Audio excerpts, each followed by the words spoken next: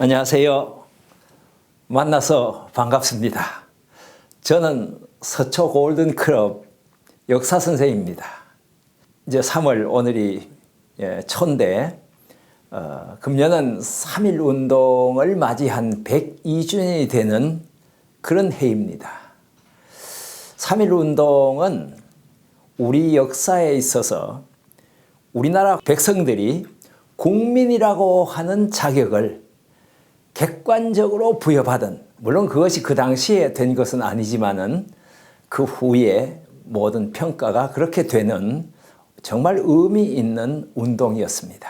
이번 그 역사 강의에서는 이 3.1절과 관련돼서 이 앞에 있는 것처럼 조선과 일본 갈등의 원인을 찾아서 이렇게 한 테마, 그 다음에 한일 합병에서 3.1 독립운동까지의 역사 살피기, 그 다음에 3.1 독립운동은 실제적으로 어떻게 일어났는가, 그 다음에 네 번째 독립운동 이후에도 계속해서 국가의 독립을 위한 노력이 계속되었다 하는 그런 테마로 말씀을 전개해 가겠습니다. 여기에 3.1절 노래 가사를 이렇게 적었습니다. 위당 정인보 선생님이 작사하고 박태현 작곡인데, 이거 뭐 여러분들 학교 다닐 때 다 한 번씩 불러보셨던 기억이 있을 텐데, 3.1 정신을 나타내는 가사 속에 이 날은 우리의 의요, 올바름, 옳음, 정의, 또는 다른 얘기를 하면 공의,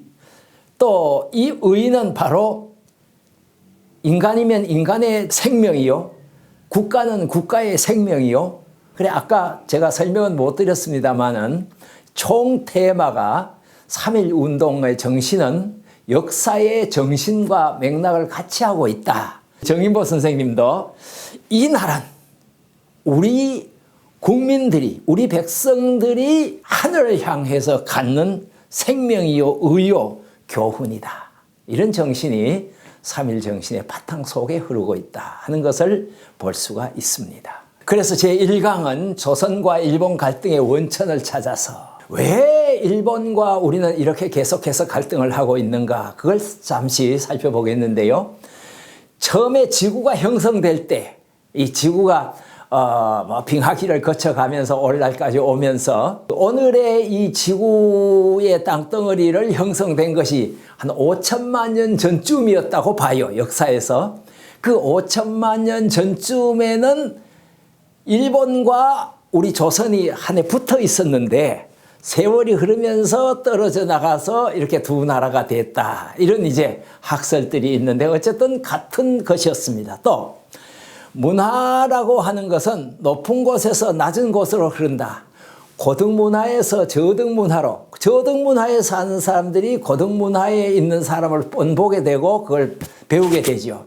과거의 역사는 중국이 문화의 중심이었기 때문에 과거의 문화는 중국에서 조선을 거쳐서 일본으로 갔습니다.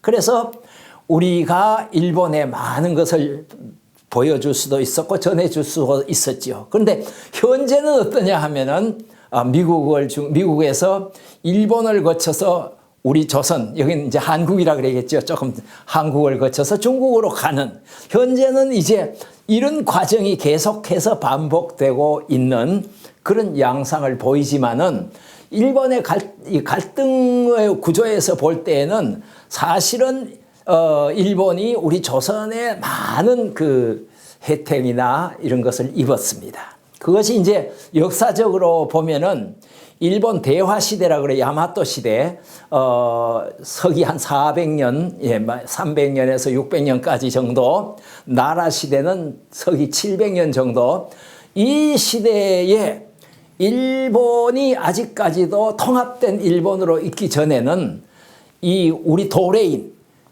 이쪽 나라에서, 우리 조선에서도 갔지만 중국에서도 갔습니다. 그래서 조선과 중국인들인데 거기에서 지배적 통치의 역할을 한 것은 중국인은 없었고 조선인들이 간데, 조선 누구냐? 백제인들이 가서 했습니다. 일본에서는 과거 고대사를 바라볼 때에 우리나라에 많은 영향을 받았다고 하는 것이 자기들이 그것을 부정할 수가 없었기 때문에 일본이라고 하는 국호를 서기 670년에 일본이라고 만들었거든요. 그러고 나서 한 100년 후에 760년에 일본의 역사를 다시 쓰기 시작했습니다. 그 역사서가 바로 일본 서기고 고사기인데 여기에서 우리 백제와의 관계를 다 끊는 그런 작업을 사실상 일본인들이 했죠. 자, 이것이 이제 그 당시 지도인데 여기에 보시는 뭐 설명을 할 거 없습니다만은 이쪽이 고구려가 이렇게 넓은 이 위에까지 차지하고 있고 여기에 신라가 있고 여기에 이제 백제가 있고 이 낙동강을 중심으로 해서 가야가 있을 이런 사국시대이죠. 일반적으로 삼국시대라고 하는데 신라에다가 가야를 포함해서 보기 때문입니다. 그렇지만 여기에 보는 것처럼 이렇게 이 일본을 향해서 중국에서 이렇게 땅을 거쳐서 들어온 문화가 이쪽으로 흘러갔고 그중에서 가장 영향력이 컸던 것은 이 백제가 이쪽에 황해를 중심으로 해서 해양 세력 또는 바다에 익숙한 사람들이 이렇게 가서 일본에다가 문화를 전해줬고 그 대표적인 사람이 우리가 알고 있기는 왕인박사 같은 사람이죠. 이렇게 과거 역사로 가서는 일본과 우리 사이에는 우리가 일본에 이렇게 모든 문화나 문물을 이렇게 전달해 줬던 그런 역사를 갖고 있습니다. 그러한데 왜 역사 갈등의 원인이 어디서 나왔느냐 하는 것은 일본 사람들의 욕심 때문이죠. 그래서 일본 사람들의 욕심이 표출된 것이 뭐냐 하면 이게 정한론이다 그렇게 나옵니다. 이게 정복한다. 우리 한국을 대한을 정복하는 논리가 일본 사람들의 그 머릿속에서 그 욕심이 발로가 일본이라고 하는 사람들은 늘 평생 가지고 있는 것이 우리 땅은 섬 요거밖에 없다. 어떻게 해서라도 대륙으로 뻗쳐 나가려고 하는 그런 욕심들이 있었거든요. 그래서 일본에 의해서 추진됐는데 1868년 왕정복고 하는 것은 에도 정부가 무너지고 나서 이제 그것을 왕정으로 복고를 하는 우리 세상에서는 그걸 명치유신이라고 하죠. 그 명치유신 시대가 들어오면서부터 이제 대륙으로 또 한 번 진출하려고 하는 그런 노력들이 있었으니까 그것을 막아야 하는 우리 입장에서나 대륙 국가는 일본과 싸울 수밖에 없는 그런 운명적 관계를 가지고 있게 되지요. 그래서 실질적으로 보면 1869년에서 1870년에 일본 외무성 관리가 조선을 파견을 했어요. 그리고 1872년에 외무대승이에요. 성 하나부사 요시모토 화방의질이라고 하는 분이 군함을 이끌고 부산에까지 들어왔어요. 정한을 하려고. 그랬지만은 아주 냉대를 받았습니다.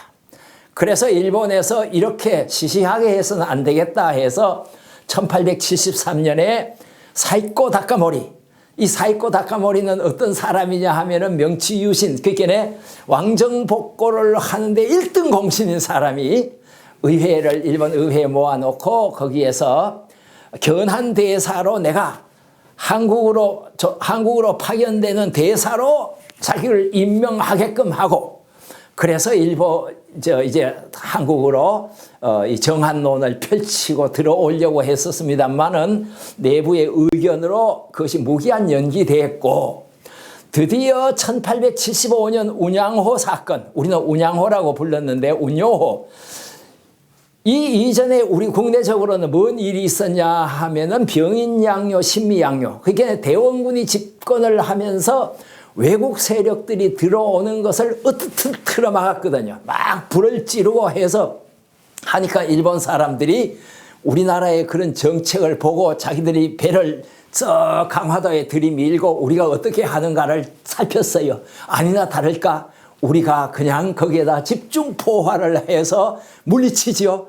일본이 가만히 있었나요? 너희들 우리나라 배를 이렇게 했으니까 책임져. 이렇게 해서 드디어 1876년에 강화도 조약이라고 하는 불평등 조약을 체결하면서 이때부터 일본이 노골적으로 우리 조선 역사에 개입하게 되죠. 그런 이제 이 갈등의 원인 그게 첫 번째고 두 번째 갈등 원인이 뭐냐 하면은 이렇게 해서 구조적으로 군사를 가지고 어떻게라도 나라를 뺏으려고 하는 그런 것이었다면은 이제는 역사를 조작을 해 들어갑니다. 그래서 오늘까지도 식민지 사관, 식민지 역사 이런 얘기를 우리가 배우고 있거든요. 그걸 보면은 우리 조선으로부터 역사책을 51종 20만 권을 일본 사람들이 탈취해 갔습니다. 사실 삼국유사 같은 책도 우리나라가 쓴 책인데 그걸 우리가 어디에서 가져왔냐 하면 일본 동경대학 도서관에서 겨우 우리가 가져와서 우리 역사를 썼다고요. 그런 정도로 우리 역사책이 다 일본으로 넘어갔어요. 그래서 조작이 돼 갖고서 조선 총독부 직활 조선사 편찬위원회를 발족을 해서 38년까지 37권에 달하는 조선 그 역사를 편찬을 하고 이름을 지칭해서 뭐 죄송합니다만 그때 우리나라의 대표적인 역사학자인 이병도 박사가 일본에서 만든 이 책에 의해 갖고서 이 소위 역사를 공부를 하고 배우게 돼서 그게 이제 식민사관이라고 하는 것이 우리나라에 이 지금까지 전해오고 있는 그런 참 것입니다. 거기에 덧붙여서 조선인 정체성 말살책으로 황국신민화라든지 동방여배 같은 것을 강요하면서 갈등의 원인은 점점 더 깊어만 가게 됐죠. 세 번째는 일본과 갈등을 일으킨 사건들을 시대순으로 조금 이렇게 살펴볼 텐데요. 과거 역사에는 아까 지도에 봤지만 가야 땅에 임나라고 하는 조직이 존재했어요. 일본의 이 신공여왕이라고 하는 일본 여왕은 상당히 신비의 인물인데 서기 179년에서 247년에 설치를 했는데 6세기까지 존속했다. 그래서 6세기까지면 가야가 562년에 망하니까 그 망할 때까지 존속했는데 그때 이름이 임나라고 하는 그런 이름으로 존속을 했어요. 그러면 임나가 뭐냐? 그건 잘 몰라요. 그러나 역사 연구를 해서 보니까 임나라고 하는 것은 일본인들이 가야에 와서 가야에 살면서 가야의 문물도 배우고 그때 가야나라라고 하는 것은 철제를 잘 다루는 기술이 있었거든요. 그래갖고 철제를 잘 다룬다고 하는 건 고대에 있어서 아주 그 국가를 부강하게 하는 방법이잖아요. 그래서 사실 그걸 배우러도 왔고 일본과 가야 또는 일본과 백제 사이에 그 문물 교류의 중간 지점이 가야였기 때문에 가야에서 일종의 일본인들은 작은 촌락 도시 속에 조금 하나 들어요. 그걸 임나라고 붙였던 것으로 판명이 되는데 정한론 아까 얘기했죠. 정한론을 주장하는 사람들은 이 임나는 벌써 그때 가야 땅에 일본이 차지하고 있었다. 우리가 조선으로 가는 것은 정복하러 가는 것이 아니라 옛날에 우리 땅을 찾으러 가는 것이다. 이런 논리를 펴기 시작을 해서 그 논리가 이때가 그렇게 서기 250년경에 있었던 얘기를 서기 1868년 이후 1870년 그러니까 1600년 후에 그 얘기를 다시 하면서 정한론을 들고 나온 거죠. 삼국시대에서 고려 말까지에는 일본에서는 정기적인 군인은 아니지만 왜구들이 계속 쳐들어와 갖고서 정말 어렵게 했고 고려 때는 왜구가 저기 남원까지 쳐들어와 갖고 이성계가 왜구를 물리치기 위해서 남원까지 내려가서 저들을 물리친 그런 것도 있고 더 나아가서 조선 세종 때에는 이제 대마도까지 우리가 가서 왜구를 정벌을 했지만은 어쨌든 일본에 있는 정부 조직은 아니지만은 역사가 얼마나 우리가 갈등 관계에 있었던가 하는 것을 보여주고 있습니다. 그러고 나서 이제 쭉 흘러오다가 드디어 1592년에서 1598년까지 임진왜란, 정유재란 하는 양대 일본과의 전쟁이 일어나게 됐고 우리는 우리 실력으로 그것을 막을 수 없어서 명나라의 실력을 끌어들이면서 국가가 그냥 엄청 6년 동안의 그 전쟁에 피폐화가 되고 하는 그런 역사를 이제 보여주고 있습니다. 그러고 나서는 쭉 가다가 이제 아까 말씀하는 것처럼 강화도 조약, 정말 불평등 조약이죠. 이 조약 이전에는 일본과 우리 사이에는 서로 간에 문서만 왔다 갔다 하는 그런 정도였는데, 이 조약을 통해서 이 조약의 내용이나 방법이 전부가 다 국제법에 따르는 그런 이제 외교 관계로 바꾸어지는 아주 그런 매우 중요한 것이었죠. 그런데 이제 이 조약을 통해서 이제 일본에다가 우리나라가 부산이나 인천이나 원산 세 곳에 개항을 하게 되면서 일본이 들어왔고, 1894년에 우리나라에서 동학난이 일어나면서 청일전쟁이 일어나고, 청일전쟁과 그 다음에 청일전쟁에 일본이 이겨놓고도 러시아에게 세력을 그냥 빼앗겨 갖고 10년을 기다린 다음에 러시아하고 일본하고 전쟁을 해갖고, 전부 우리나라 문제 때문에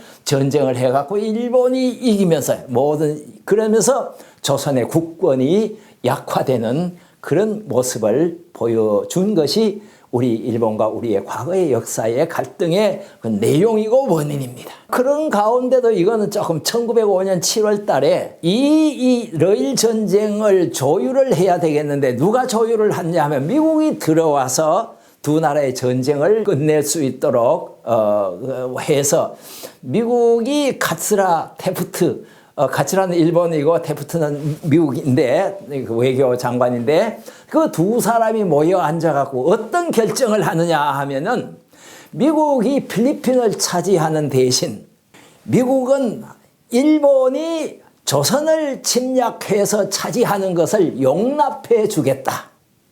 이게 국제 정치의 이 참 단면이죠. 우리 입장에서 볼 것 같으면 어떻게 우리나라를 일본에다 넘겨주는 것을 저끼리 하느냐, 이렇게 이제 하게 되는데, 어쨌든 우리가 더욱더 일본에 넘어갈 수밖에 없는 그런 이제 국제적인 환경이 만들어지면서, 드디어 1905년 11월 17일 날 을사보호조약을 체결을 해서 우리 조선의 외교권이 완전히 박탈되는 그런 이제 이 갈등 구조가 연결되어지고 있습니다. 맺는 말로 오늘 말씀을 마치면은, 우리는 이렇게 옆에 있으면서도, 가장 가까이 있으면서도 참 갈등 관계에 있는데, 국제 정치에 있어서 가장 위험한 나라가 어디냐 하면은 가까이 있는 나라이다. 우리나라를 중심으로 가장 가까이 있는 나라가 옆으로는 일본이 있고 또 옆으로는 중국이 있어요. 그런데 다행인 것은 중국은 사회주의, 공산주의를 하고 있지만 일본은 민주주의를 하고 있어. 그래서 지금 민주주의 나라끼리는 전쟁은 하지 않는다 하는 것이 국제정치의 원리예요. 그리고 또 우리가 아직까지 지금 일본과 지금도 갈등을 하고 있지만은, 우리가 옛날에 그 구원을 가지고 언제까지 갈등하고 갈 것이냐, 이런 것들이 지금 미국의 정책에도 일본과 한국이 더 이제 우호 관계를 해서 인도 태평양 지역의 평화를 유지해 나가자 하는 것이 미국의 요구인데, 이 모든 것들을 볼 때에도 서로 간에 역사적 갈등은 있지만 지금은 화해의 시대를 열어가야 하지 않겠나, 이런 생각을 해보면서 오늘 1강을 마치도록 하겠습니다. 감사합니다.